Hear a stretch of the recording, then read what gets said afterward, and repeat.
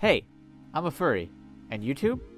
It's my job. Now, there are probably some questions in your head when someone says they're doing YouTube for a living, because it's not a conventional job. It's a very weird job. It's a job that only a small handful of people actually get to do. So you might be asking, like, what's the pay? How do you get started doing something like that? Is it worth it? Is it the dream job that everyone thinks, or is it stressful? Well, in this video, I'm going to be trying to give answers to these questions and just kind of talk off the top of my head about what I think about having YouTube as an actual job. So I guess we'll start with how I started doing YouTube as an actual job. Well, it didn't start as a job. I just did YouTube because I was like, you know what? I see other furries doing it, and you know what? I think I want to try it. So I got my friend Faye, and I borrowed my mother's camera, and I just decided to film. But the concept for my channel at first was just, let's see if we could do things, but do them in fursuit, and that was going to be like my whole thing. And obviously, 2 years later, almost, it's completely different. But that was my original concept. Anyway, I filmed it, and it was fun to film, especially with somebody else. It's not as fun to film now that it's just me, but it was fun when Faye was there because he'd be behind the camera commenting on stuff that was like way more enjoyable. So we filmed the video, and I knew basic editing from like high school or whatever, but I kind of learned it mostly by myself and just other people giving me little tips here and there, but I only do basic editing anyway. I edited the video and posted it, and I mean, it took a while to get any sort of following. I mean, I had some people right away because, I don't know, I had a few followers on Twitter, so they were willing to check out my YouTube, so that was nice.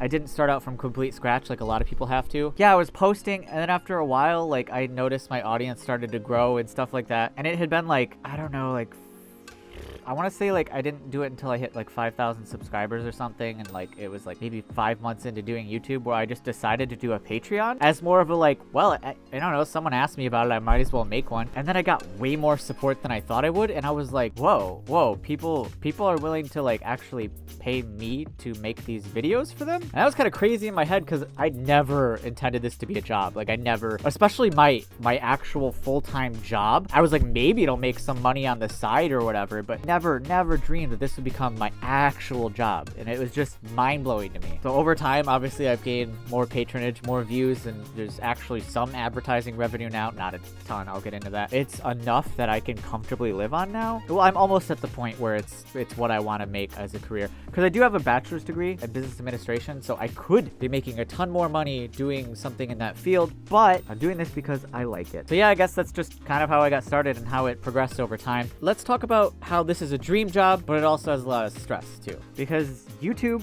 by all accounts, is a dream job. I wake up when I want, I go to sleep when I want, I make one video a week. That is my restriction. I have to do the video a week, but I can work on it whenever I like. It could be about whatever I want. So it is a dream, but it also, like any job, has a lot of stress. Having everybody look at you at all times, you have all these eyeballs on you, and if you say anything wrong, people will really call you out for it and tear you to shreds. You are in the public eye if you are a furry YouTuber with an audience. It's true with any entertainer, really. If they're in the public eye and they say something wrong, people will let you know, believe me. It's kind of scary on one hand, but on the other hand, I really just don't say much that would get much controversy. It's more people just won't let the whole merceding past thing go, but whatever.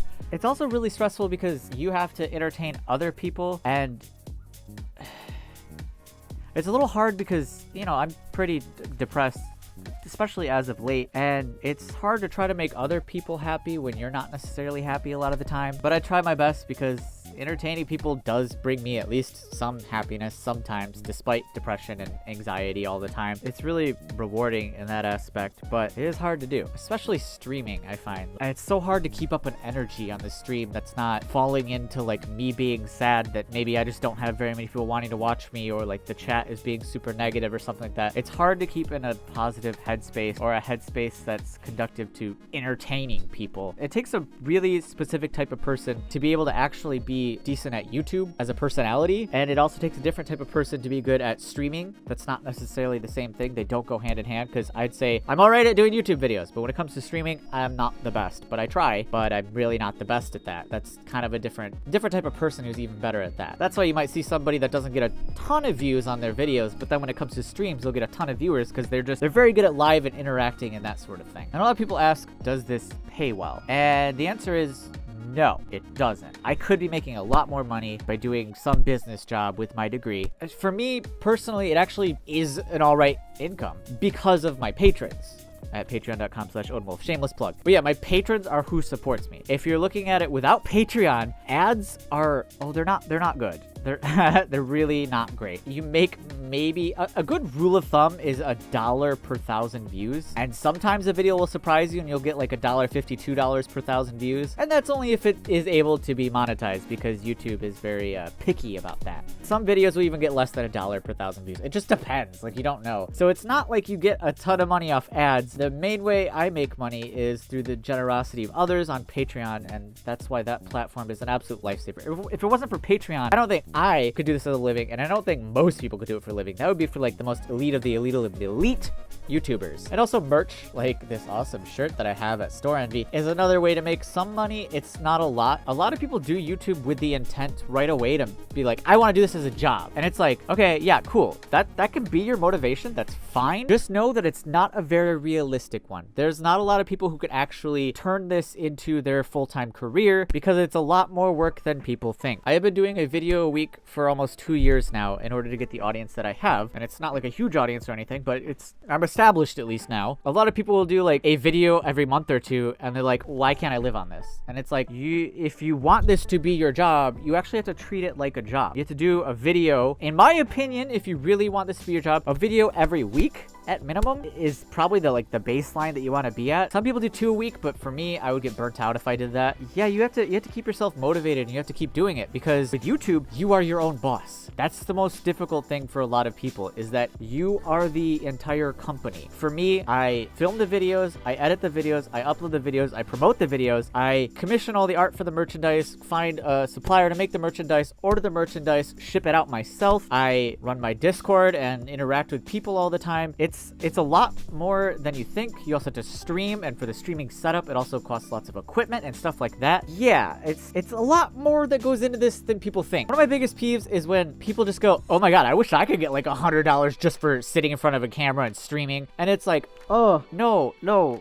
There's so much more that went into it to get them to that point where they can have people who are willing to donate to them. In order to get people who are willing to give them money on streams, you have to make content that people enjoy for free on YouTube and have them ingest that content. It's not anyone could sit in front of a camera playing freaking Fortnite or something and get hundreds of dollars from people. That's not how it works. There's a lot that goes into it that people don't know about. One of my other biggest peeves is when someone asks me like, hey, what's your job? And I'm like, I'm a YouTuber. And they're like, oh, you should get a real job. And it's like, oh, excuse me. Yeah, a lot of people just don't respect YouTube as a job. And I don't know if that's because of like shitty YouTubers like, Logan Paul or whatever and Jake Paul that just make us all look bad. But this is a legitimate career path. But it's a career path that's very unique and not a lot of people get to do. That's sort of like sports. How anyone could technically get into a sport, but there's only a few that actually make a living off of it. Like, it's a hobby for a bunch of people, but then there's only a little bit of people who can do it and actually support themselves financially off it. That's how YouTube is.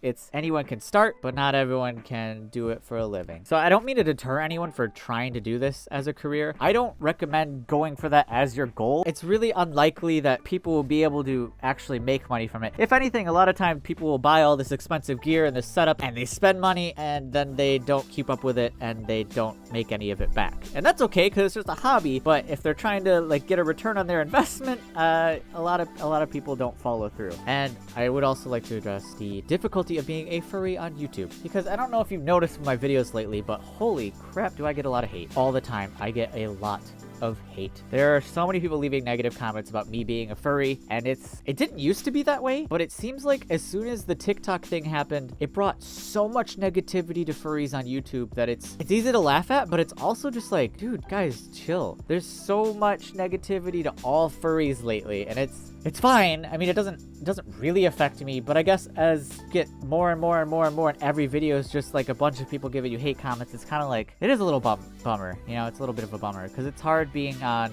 a platform where you are not understood by the mainstream. Being a furry on YouTube is very weird. I mean, being a furry in general is weird, but being a furry on YouTube, you're looked at as like just that weird little niche that none of the mainstream pays attention to. So I hope that as the years grow, furry population grows and people accept furries more and they quit focusing on just the fact that we're all sexual deviants, even though sex is a part of the fandom, but it's not the whole fandom.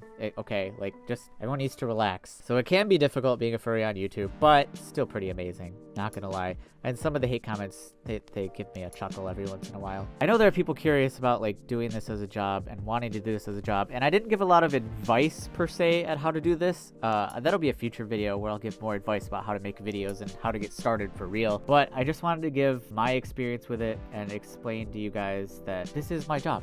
This is my real job. This is my career. And I didn't emphasize it enough, but the reason I do this isn't because of money or whatever, it's because it's my passion. Like, I really love this. And I know I always thank my patrons at the end of the videos, but I really want to thank my patrons here and say, like, seriously, you guys, I can't ever express enough. I'm getting teary-eyed. Okay.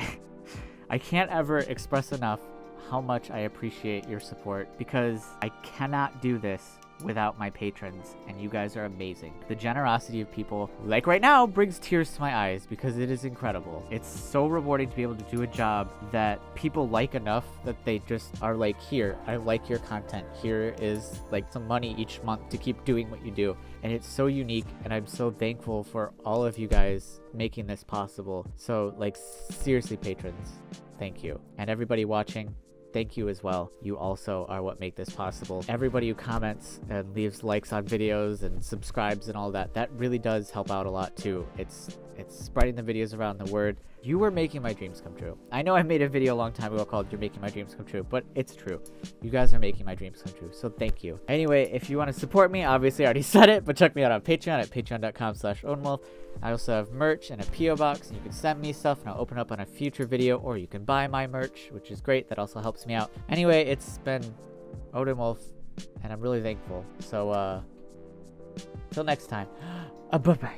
I know I've already thanked my patrons this video a couple times, but again, thank you guys so much. Everybody at Diamond, Syntheros, David G, Multiroy, Connie Kuhn, Staples, Adelwin Ironhoof, Deku Panda, Darth Quietness, Jax, and Slipfox392. You guys are the best. And everybody at Platinum, Robert Deere, Frostbite, Wolf Medic, Wolfman 2011, Simon H, Jaded Fox, Snowy Wolf, Fang Dragon, Fluffy Cinnamon Roll, Aaron H, Blueberry, Tatanka Winterheart, Bioballs, and Dante Wolf. Thank you guys for your crazy support too. And everybody at Gold, Silver, and other tiers. Thank you. ASMR, thank you.